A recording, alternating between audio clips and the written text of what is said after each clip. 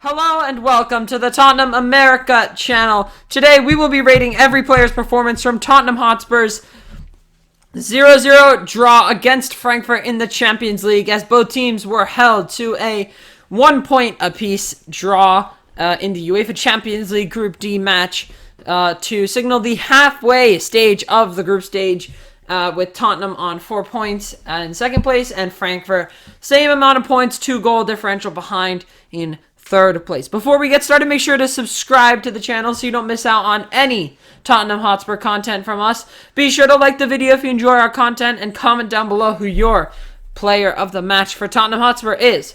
Now, without further ado, let's get started with goalkeeper and captain Hugo Lloris. I'm going to rate Hugo Lloris a 7. I'm going to give him a 7 as well. One good save that I saw, and I only saw a bit of the first half and mainly the second half. A good save from Lloris, good control, bit sloppy at times on the long passes, but other than that, a very decent performance from our goalkeeper. And someone who made a mistake on the weekend. Against Arsenal. But he did really well today. One really good save from when a little ball was dinked up to I forget who in Frankfurt, but they had a volley and Lloris made a brilliant save. I thought that Frankfurt were definitely going to score off it, but Lloris made a superb save to deny that. Let's move into our defense now, starting with left center back Clement Lenglet. I'm going to give Clement Lenglet man of the match for me, 7.5. I'm going to give him tied man of the match for me, 7.5. I thought Clement Lenglet was pretty much one of the best players on the pitch. So composed in defense. Always intercepting Frankfurt. Did get a bit of a cheeky yellow card at the end and then subbed off in the 78th minute to prevent any further yellow cards or red cards or whatever. But he did very well on the time he was on. And he's like Jan Vertonghen. Yeah. He's exactly like him. Really composed and really solid at the back. And he's basically like a Barca outcast. Really, Barcelona have had a lot of trouble with him, I think. They didn't want him. So if we can get him for a cheap price over the summer, because I don't think there's a buy option. So if we can get him for a cheap price, that'll be a huge buy for Clement Lenglet, because he is such a good player. He's basically like another Vertonghen. Yeah. Let's continue with the defense now, continuing on to Eric Dier. I'm going to rate Eric Dier 7. I'm going to give him a 7 as well. Not as good as Lenglet, but still just as solid. Pretty solid. I mean, he had some sloppy moments, but other than that, it was one where he took a really bad touch, and it just popped out to Lundstrom, whose shot soared above the but that was a mistake from our whole defense. Yeah. Romero lost it, then Bentancur couldn't win it back, and it was just kind of like a mess. Overall, Dier was decent. Yes, and today I think we saw him a lot more coming out, trying to approach the players as if Romero would do, and he did well with that, because I think both of our center backs were kind of dragged off to the side, so Dier had to be on his toes. And another thing, Dier used to be a midfielder, so he has that ball control, and he has the confidence to run into midfield and win that ball back. Yeah. Let's move to our last player in our central defense, Cristian Romero. I'm going to rate Romero a 7.5. I'm going to give him a 7. Much better than the London derby. So much better. A lot better. A really good bounce back for him after a bunch of poor performances for Spurs. Today he was just really good. Every time I saw him on the ball, he was always, well, not on the ball, but near the ball, he always won it back. Yeah. And Romero, I think after quite a hectic period, injured before the break, then had to go off with Argentina, came to the U.S. for one of his games, then back to Argentina, came back to the U.K. for a Tottenham game, and then, of course, that mistake at the North London derby. This is a nice little settler of a game for him to continue his form into the next couple of games for Tottenham, because center backs are going to be important. Especially as we approach some high attacking teams like Brighton, Manchester United, and those lot. Let's move on to our wing backs. Ivan Perisic. I'm going to rate Perisic a 7. I'm going to give him a 7 as well. Not his best performance. Not his best, but he definitely looked pretty productive in chances and with crosses on that left-hand side. And he still did stuff today. It's not like he did much wrong either. Yeah, but just not enough, I think, as he usually would do.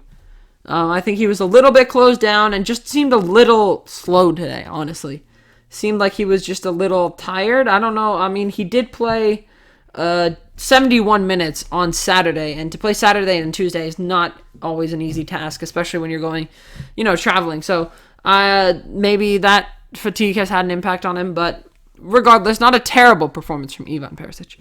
Let's move on to our right wing back, Emerson Royal. I'm going to rate Emerson a 6.75. I'm going to give Emerson a 7. So much better than the North London derby. He gets suspended for 3 matches in the Premier League and then has a decent performance in the Champions League, which completely turns his whole trust with Conte around almost. Yeah.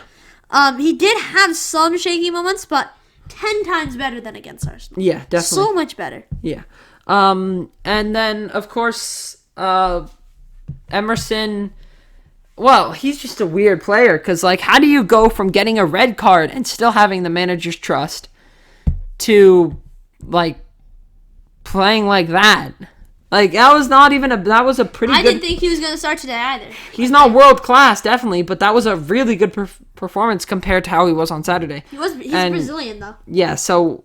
It'll be football in his blood. It'll be interesting to see what setup we go with on Saturday, meaning that Emerson Royal is not available for selection after this red card. And it'll be interesting if we try and appeal it, because if we do appeal it, it could be reduced or completely terminated because it was definitely not a red card.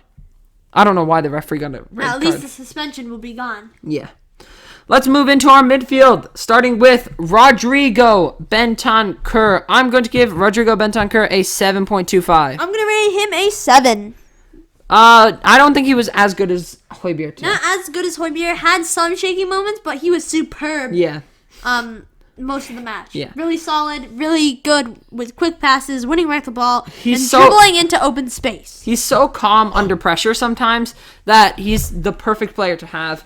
He can make those runs in between the players of the opposing team, so it's easy for him to get through and get around, make those passes. There were a couple passes where he just reacted a little bit quickly, but in all honesty, I think that's just because of the pressure that Frankfurt put. But overall, considering how much pressure Frankfurt were putting, Bentancur did really well, and I think he was one of 3 of our best players in today's match. Let's move on to his midfield partner, Pierre-Emile Hojbjerg. I'm going to rate Hojbjerg a 7.5. I'm going to rate Hojbjerg a 7.5 as well. Definitely better than Bentancur, although not by a lot. I think it was just that he didn't have as many shaky moments. But Hojbjerg and Bentancur, their ability to get the ball away under pressure is ridiculous, and you can see now why Conte sticks with them. That one little Cruyff turn, or whatever you want to call it. Yeah, I don't know what it's called.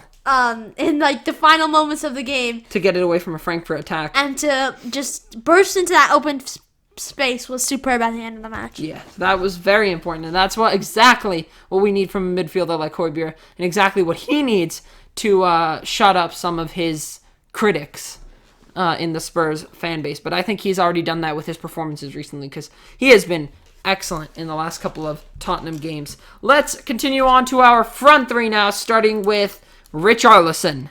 I'm going to rate Richarlison a 6.25. I gave Richarlison a 6. He is not Kulusevski. We can see that. He doesn't operate the same way. He needs to play down the center or play on the left where he can cut inside. He needs to play as an inverted winger where he can literally just cut inside.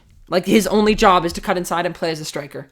Because the way our wingers work is they have to, in Conte's system, they have to kind of stay wide. They have to act like a winger, which is exactly Kulusevski does. We need Kulusevski on that right side. Richarlison can't play because on the right side we need someone who crosses. Because Emerson is not the best at crossing, and he normally doesn't find himself in that space. He does a lot, but not all the time. Definitely not as much as Perisic. Yeah. And Perisic has a great ability to cross, and if we put Richarlison on the left side, he can veer into the middle, and you still have Perisic there for crosses. The problem is Son is about as useful as some random winger from League 2 on the right side. He's actually the worst player I've ever seen on the right side sometimes. That's why we need Kulusevski. That's why Richarlison... You have to have Kulusevski somewhere in your front three. That's why we need Kulusevski, Son, Kane. Yeah, or Kulusevski, Richarlison, Kane.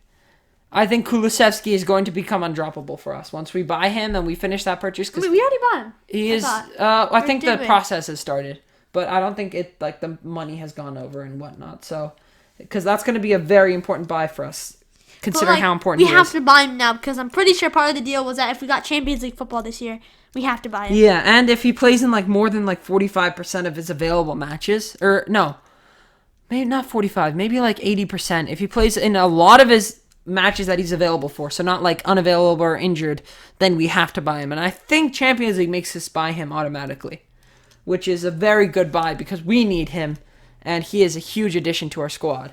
Let's continue to Son Heung-min. I'm going to give Son Heung-min a 6.5. I'm going to rate Son Heung-min a 6.75. He did everything right today until he needed to have the final touch. The final touch and his finishing. Yeah, his movement was fine, actually. His movement was great. Passing was great. Creating chances early in the game. He created 2 great chances for Kane, but he didn't put them away.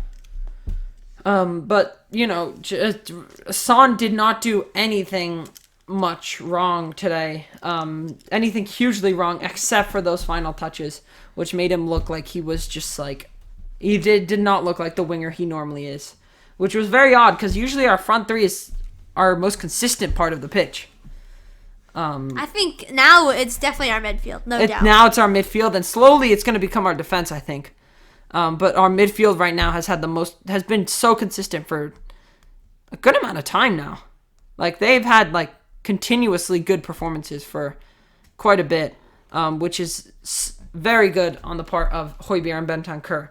Let's continue on to our final player in the starting 11, Harry Kane.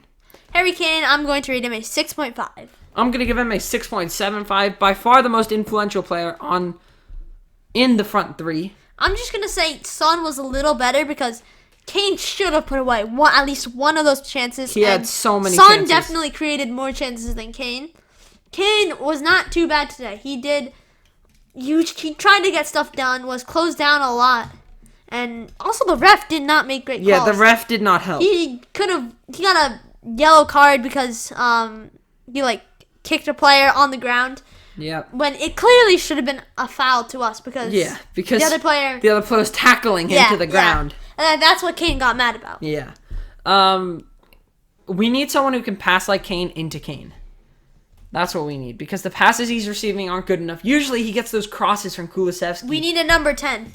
We need a Kulusevski back first. Yeah, we need Kulusevski back. But that's the one problem with this formation. We don't have a number 10. Yeah. We rely so much on our wingbacks. And wingers. Yeah.